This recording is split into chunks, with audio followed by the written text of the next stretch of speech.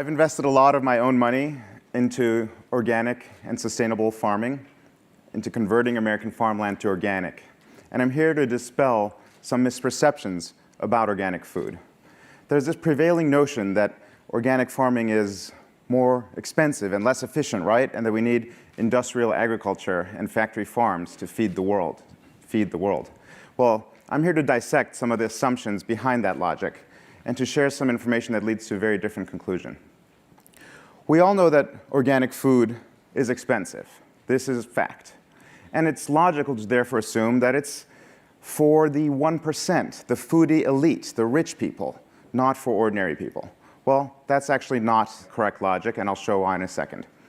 It also leads us to assume that if organic food is expensive, organic farming must be more expensive, which then leads to wonder, surely it can't feed the world, and back to concluding that it's only for the 1%.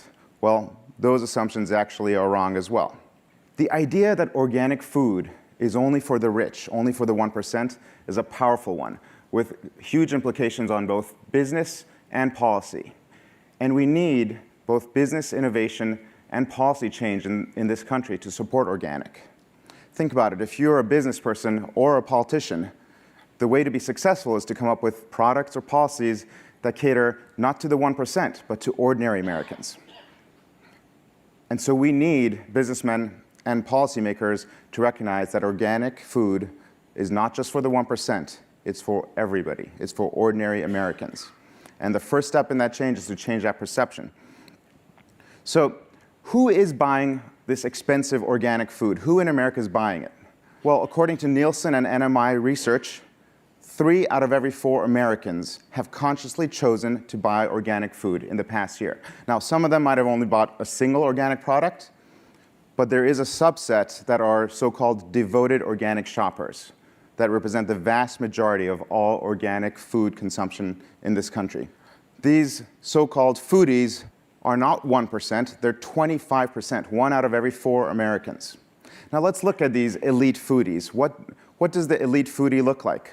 2 out of 5 of them have an annual household income of less than $50,000. 1 out of 5 has an annual household income of less than $30,000. These elite people are about 20% people of color and another 15% Hispanic. 6 out of 10 of them shop at Walmart. How does that profile compare to the general United States population? It's exactly the same. The general US population is about 2 out of 5 income less than $50,000, 1 out of 5 income less than $30,000, about 20% people of color, 15% Hispanic, and about 6 out of 10 shop at Walmart. In every respect, the foodie elite who are buying organic are the average, ordinary American. And it's 1 out of 4 Americans. And they're already buying organic in spite of how expensive it is. Just imagine how many more Americans would be buying organic food if it wasn't so damn expensive. Well, we actually know some of the answer to that. Walmart asked its consumers and found that 91% of them would be buying organic. So why is organic food so darn expensive? It must be because organic farming is more expensive, right? Not true. Organic farming actually saves a ton of money on a lot of very expensive inputs. Fossil fuel is expensive. Fertilizers are incredibly expensive. The chemicals, the antibiotics that are used by factory farms, these things are very expensive. Not just their externalized costs, but their actual dollar costs are very high. Well, so maybe organic farming saves money, but perhaps it produces less food. That's not necessarily true either. Now, this is not a blanket statement. It varies by crop and region, but there are a lot of ways in which, when done right, organic sustainable farming can produce more food. One part of that is crop and livestock rotations, so that nutrients are recycled into the soil. Growing multiple crops at the same time, increasing the revenue of the land. Exploiting natural synergies. One of my favorite examples of this is sheep and asparagus. Sheep love to graze, but they do not like the taste of asparagus. And so when the asparagus farmer has a weed problem, rather than spending a lot of money buying a chemical herbicide to spray in the field, they can invite in a sheep farmer. The sheep will clear the weeds. The sheep farmer gets free pasture for his or her animals, and the asparagus farmer gets free weed control. and the sheep add fertility to the soil. You must be thinking, well, great, but industrial agriculture, for all of its ills, surely at least the one thing it has is that it's more efficient, right? I would say that it has the illusion of efficiency, and it's a short-lived one. For example, think about the topsoil. America's topsoil, perhaps the single greatest national treasure this country possesses, this rich topsoil, is like a bank account that we're drawing on every year, withdrawing money, not putting it back in. That's not efficient. It's inefficient and unsustainable. Similarly, the way we treat nutrients. Nutrients are supposed to come from the soil, go through the body of a plant, into the body of an animal, and back into the soil. We all learned that in high school. And that's not how the vast majority of North American agriculture works today. Instead, we're mining minerals in Morocco, shipping them across the Atlantic, spraying them on the fields, only to have them wash off into the waterways and end up in dead zones in places like the Gulf of Mexico.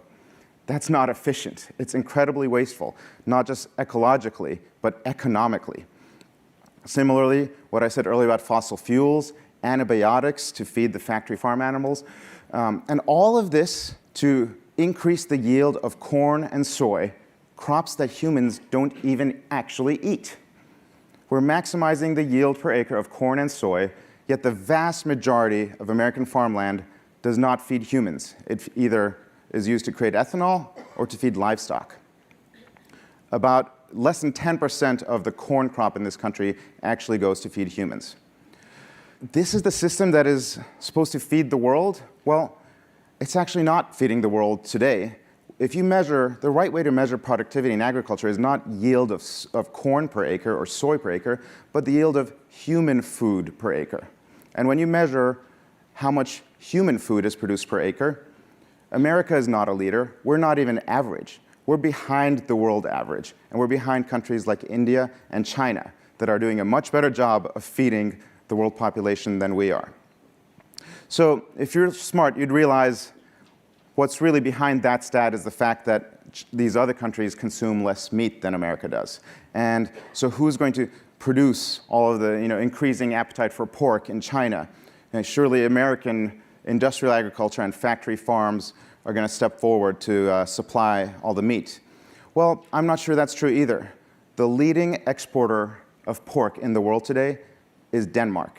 Denmark is a country that has for many years banned the use of subtherapeutic antibiotics in livestock. One of the most disgusting and reckless practices of American factory farms has been banned in Denmark, yet Denmark has continued to maintain high yields and low prices for their pork and is the #1 exporter of pork to places like China. Ironically, China has recently banned pork imports from several US pork producers because of the use of antibiotics. The real question, though, is what's the most efficient way to produce food if people are going to eat more wheat? Well, if you look at 1 acre of corn, 1 acre, it can produce about enough corn to feed 1 head of cattle. This is an approximation. This is not very exact math. That same acre, I wouldn't advocate planting organic corn to feed the cattle. That same acre can produce about enough grass to feed 1 head of cattle. Now, it's not an exact math. I'm approximating, and there's a lot of other things that change the equation. Corn is a more efficient crop in a lot of ways. It's a wonderful crop. It allows for a lot more control. It has less seasonality.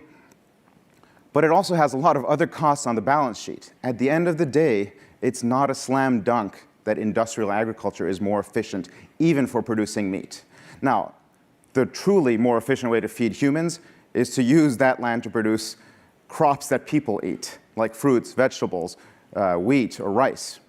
But the benefit of growing meat on pasture is at least those animals fertilize the land. And if you do a rotation between those animals and the fruits and vegetables, you can actually produce more off that same land.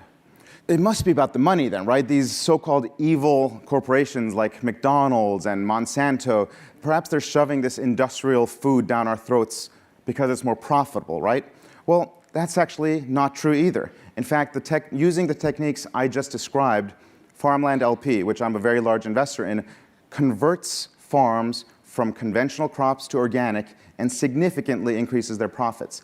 If you look at, they've done a cohort analysis of farmland that they've been progressively converting to organic, and in doing so, significantly raising the income from the land, from something like $100 per acre to $450 per acre. You might think, well, that's great, but perhaps it can't scale. Well, the answer is actually organic and sustainable agriculture is scaling. For one thing, Chipotle, which is the closest we have to a fast food organic company, is the single fastest growing fast food company of the past decade. And more broadly, organic cropland in the United States has grown tremendously, more than tripling in less than 2 decades. So organic saves money, is less expensive, can produce as much or more food, is more profitable, and is scaling. Then why the heck is organic food so expensive? And the answer is because the demand for organic food is growing even faster.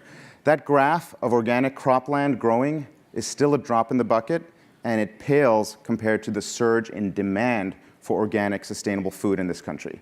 The total amount of organic cropland in America is about 1% of this country's agricultural land. The total amount of consumption of organic food is between 4 and 5%. And that does not even reflect the total demand. That's how much has actually been consumed.